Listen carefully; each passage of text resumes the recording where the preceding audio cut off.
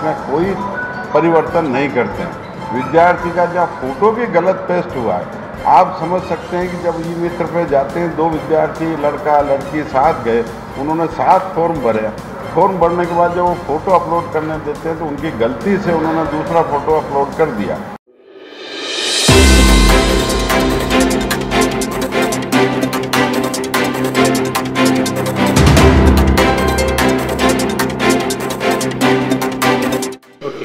मेरा नाम हीना रानी सोनी है। मैं आर्यभट्ट कॉलेज की स्टूडेंट रही हूँ और मेरा एज ए JEN राजस्थान में सिलेक्शन हुआ है। इसलिए मैं सभी बोर्ड ऑफ डायरेक्टर और प्रिंसिपल सर सभी को शुक्रिया अदा करना चाहती हूँ। इस कामयाबी के पीछे आर्यभट्ट कॉलेज का बहुत बड़ा योगदान रहा है। Thank you.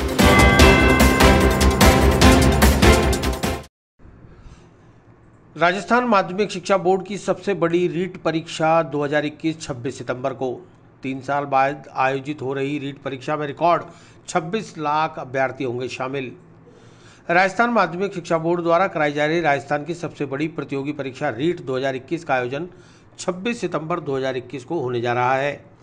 देश की सबसे बड़ी परीक्षा में दोनों पारियों में लगभग 26 लाख अभ्यर्थी शामिल होंगे। इनमें से करीब 10 लाख अभ्यर्थी ऐसे हैं जो दोनों पारियों में शामिल हो रहे हैं। इससे पूर्व सोमवार को अभ्यर्थियों के प्रवेश पत्रों में आई त्रुटियों को लेकर माध्यमिक शिक्षा बोर्ड अध्यक्ष डॉक्टर DP जारोली ने पत्रकार वार्ता बुलाकर बोर्ड का पक्ष रखा और अभ्यर्थियों को राहत देने की बात भी कही। जालोरी ने कहा कि बोर्ड ने सिर्फ रोल नंबर और परीक्षा केंद्रों की एंट्री कंप्यूटर द्वारा की है, बाकी डाटा अभ्यर्थियों द्वारा भरा गया है, जिसमें अभ्यर्थियों और ई मित्र के द्वारा गलतियां की गई हैं। बावजूद इसके बोर्ड मंगलवार तक सिर्फ भाषा और फोटो की त्रुटि को सुधारने का वक्त दे रहा है। इसके बाद कोई त्रुटि नहीं सुधारी जाएगी। इसमें बोर्ड की कोई गलती नहीं है। बावजूद इसके अभ्यर्थियों की सहूलियत और सहायता के लिए बोर्ड ये काम करने जा रहा है। इसके अलावा अन्य त्रुटियों के लिए परीक्षा के 10 दिनों के भीतर संशोधन कराया जा सकता है। माध्यमिक शिक्षा बोर्ड अध्यक्ष डॉक्टर DP जारोली ने पत्रकारों को बताया कि सुबह की पारी में 12,76,000 और शाम की पारी में 12,76,000 विद्यार्थी परीक्षा में बैठेंगे। इस मौके पर बोर्ड सचिव अरविंद कुमार सेंगवा भी मौजूद रहे।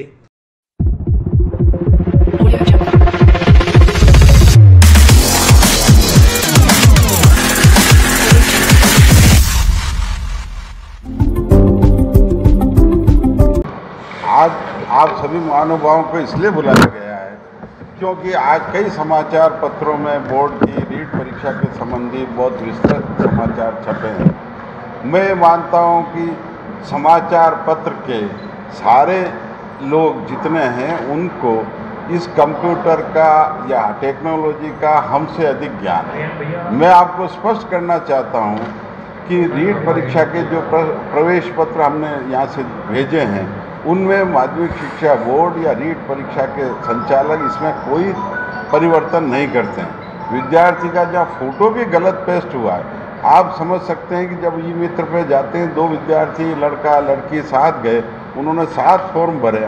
फॉर्म भरने के बाद जब वो फ़ोटो अपलोड करने देते हैं तो उनकी गलती से उन्होंने दूसरा फ़ोटो अपलोड कर दिया। मैं आपको ये दिखा सकता हूँ किन फॉर्म में जो लड़के ने भरा है वही आया। मेल भरा है तो मेल आया, फीमेल। क्योंकि कंप्यूटर बाबा ये कुछ नहीं करता। कंप्यूटर से हमने केवल रोल नंबर अलॉट किया है और सेंटर दिया। अगर सेंटर में त्रुटि रही है या रोल नंबर में त्रुटि रही है तो वो हमारे पार्ट पे। अन्य जितनी भी त्रुटियां हैं वो विद्यार्थी स्वयं की है, परीक्षार्थी स्वयं की है। और मुझे बड़ा दुख होता है कहते हुए कि ये परीक्षा सबसे पहले 25 अप्रैल को होनी थी। 25 अप्रैल को स्थगित होकर 20 जून को हुई और 20 जून के बाद 26 जुलाई को हुई। प्रत्येक बार हमने संशोधन के लिए विज्ञप्तियां जारी करी है। किसी की कोई त्रुटि रही हो तो विद्यार्थी संपर्क करे और अपनी त्रुटियां सुधार करे। इस सारे समय देते हुए भी अगर परीक्षार्थी ने नहीं किए तो इसके लिए पूर्णतः परीक्षार्थी दोषी है, न कि माध्यमिक शिक्षा बोर्ड। नंबर 1। नंबर 2, जब विद्यार्थी को अपनी हार्ड कॉपी लेके जो शिक्षक बनना चाह रहा है, मुझे दुख होता है कहते हुए, क्योंकि शिक्षक केवल भर्ती होकर शिक्षक नहीं बन रहा है। हमारे राजस्थान की आने वाली 30 वर्ष की पीढ़ियों का वो उद्धारक होगा।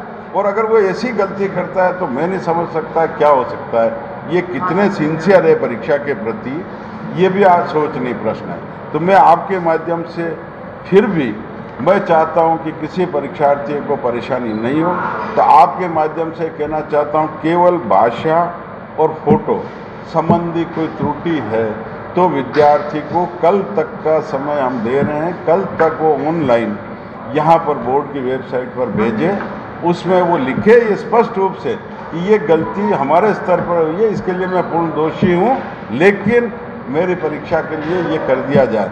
हम 2 दिन तक, कल शाम तक बिना शुल्क उसके ने अगर हमारी वेबसाइट पे भेज दिया है तो हम परीक्षण करेंगे और विद्यार्थी को टेलीफोन द्वारा सूचित भी कर देंगे, लेकिन वो कल तक भेजे, कल के पश्चात किसी प्रकार का कोई संशोधन नहीं होगा और फोटो और भाषा संबंधी ही भेजे। अन्य संशोधन परीक्षा के पश्चात 10 दिवस के अंदर परीक्षार्थी को पूर्व के नियमों के अनुसार करवाना होगा। अभी केवल फोटो और भाषा संबंधी संशोधन करेंगे, क्योंकि बिना फोटो मैं मानता हूं कि उसको परीक्षा केंद्र पर कई लोग प्रवेश नहीं देंगे कि आपका फोटो नहीं मिल रहा, आप मेल हो, आपका नाम फीमेल है तो प्रवेश नहीं देंगे। और हम सभी को ये नहीं कर सकते कि ये उसकी गलती है। फोटो और भाषा 2 के लिए संशोधन कल तक करवाना आवश्यक है। बाकी संशोधन के लिए न तो विद्यार्थी परीक्षार्थी बोर्ड आए, न संपर्क करे, न भी कोई मेल करे या कोई वेबसाइट पे। उसके लिए परीक्षा समाप्ति के पश्चात 10 दिवस में उसको पूर्व के नियमानुसार संशोधन करवाने होंगे और वो हम कर देंगे, क्योंकि उसका सब परीक्षा परिणाम से पहले चाहिए संशोधन। परीक्षा देने से पूर्व 2 संशोधन इम्पोर्टेंट है, फोटो संबंधी, मेल फीमेल जो फोटो में आएगा नेचुरली, और भाषा संबंधी। इस 2 के लिए कल तक आवेदन करें, जिसकी हम परीक्षा कोई संशोधन फीस भी नहीं लेंगे और कर देंगे। सर सब्जेक्ट वो सब्जेक्ट दे दे जो दूसरे अदर देन भाषा, लैंग्वेज के अलावा, हिंदी इंग्लिश के अलावा, नॉट हिंदी, इंग्लिश, गुजराती, सिंधी, पंजाबी 7 भाषा है लैंग्वेज 7 भाषा है। भाषा के अतिरिक्त संशोधन के लिए वो परीक्षा समाप्ति के विदिन 10 डेज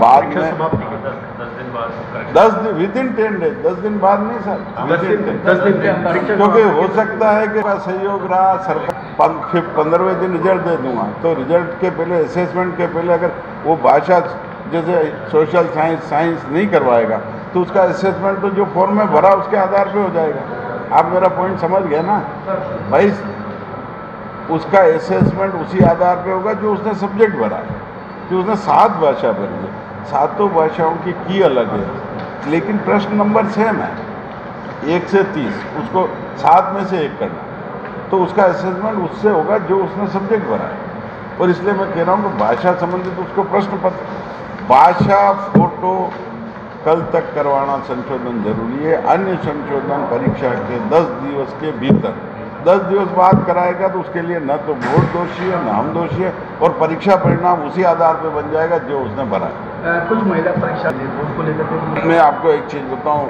आपके माध्यम से। पहली बात तो हमने मैरिड महिलाओं को सबको पहले ही गृह जिला दिया था, और जब बहुत ज़्यादा ये हुआ कि इतना ट्रांसपोर्टेशन, तो हमने और बची हुई महिलाओं को भी गृह जिला दिया, सुन लो।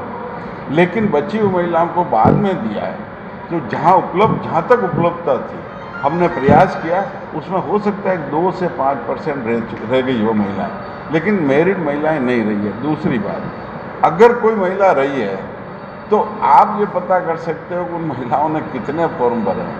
अगर किसी ने 10 फॉर्म भरे, हम उन सबका जिला बदल किया है। क्योंकि 10 फॉर्म क्यों भरे कि उसको 10 जगह सेंटर मिले, जहाँ कहीं कहीं वो व्यवस्था करके गलत काम करके वो अपना कार्य सिद्ध करे। हमने ऐसा अवसर नहीं दिया। जिन्होंने ज़्यादा भरे उन सबको जिले से बाहर दिया, और वो परिवर्तन हम नहीं करेंगे। चाहे वो गर्भवती है, प्रेग्नेंट है, मुझे स्पष्ट बताओ ना साहब कि 1 से अधिक फॉर्म भरने की आवश्यकता क्यों होगी। आपको ये सुनकर आश्चर्य होगा, 22 फॉर्म भरे। और ये मैं आपको दावे के साथ कहता हूँ कि ये जो ऐसी गैंगस्टर है वो भरवाते हैं, गैंगस्टर, जिससे वो परीक्षा केंद्र पर व्यवस्था करें, और व्यवस्था करके जहाँ उनकी व्यवस्था हो सके। ऐसे फॉर्म 44,000 है। आप आश्चर्य करोगे, क्या करेंगे हम। मैं प्रयास कर रहा हूँ, दिन रात प्रयास कर रहा हूँ, परीक्षा शुचिता से हो।